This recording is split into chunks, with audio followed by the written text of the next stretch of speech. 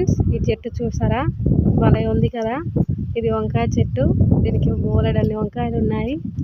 చూసారా ఫ్రెండ్స్, ఎంత ముద్దుగా ఉందో. పెద్దగా చెట్టు, ఇంత పెద్ద చెట్టు, వంకాయ చెట్టు నేను చూడడం, మా ఇంట్లో కాయడం ఇది చాలా అదృష్టం. అసలు వంకాయలు చూడండి ఎలా పడ్డాయో, కనపడుతుందా.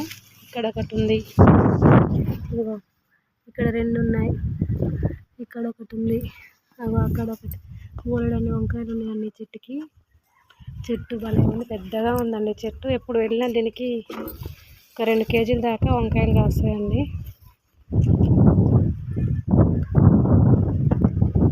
చూసారా ఫ్రెండ్స్, భలే ఉంది కదా వంకాయ చెట్టు. ఇంట్లోనే ఎంత మంచిగా కాపిస్తున్నామో చూడండి వంకాయలు. ఇది వచ్చేసి మల్లె చెట్టు, చాలా మల్లెపూలు ఉన్నాయి దీనికి. ఇగో మల్లెపూలు ఉన్నాయి చూడండి, భలే వస్తుంది సువాసన, మల్లెపూల వాసన. కనకాంబరం చెట్లు.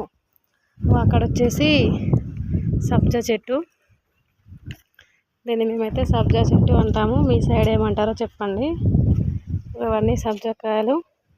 ఇవి తింటే మనకు సమ్మర్లో కానీ ఎప్పుడైనా వీటి గింజలు నీళ్ళలో నానబెట్టుకొని తింటే మనకు ఆరోగ్యంగా ఉంటాం. మనం వేడిని తగ్గిస్తుంది ఒంట్లో. గింజలు ఇలా ఉంటాయి. ఇగో వీటిని ఒలిచి తీస్తే లోపల నల్ల గింజల్లా వస్తాయి. తెలుసా మీకు అందరికీ సబ్జా గింజలు? ఇగో ఇది వచ్చేసి బెండకాయ చెట్టు. ఇగో ఇవి గోంగూర. ఇవన్నీ గోంగూర చెట్లే. గోంగూర చూడండి ఎంత ఫ్రెష్గా ఉందో అసలు. ఇంట్లోనే ఇలా కాయడం చాలా మంచిది కదా. ఇంట్లోనే సహజంగా పండించుకొని మనం కాయగూరలు కోసుకోవచ్చు. అది కలమంద. అది కలమంద చెట్టు. అది కూడా ఆరోగ్యానికి మంచిది. మన బాడీకి కూడా లోషన్ లాగా వాడతాం. అది దొండకాయ చెట్టు. దొండ తీగ బారింది ఇక్కడ. ఇదైతే చిన్నగా ఉంది, ఇంకా కాయలు కాస్తున్నాయి కానీ కోతులు ఉంచట్లేవు. ఇది కూడా కనకాంబరం చెట్టు.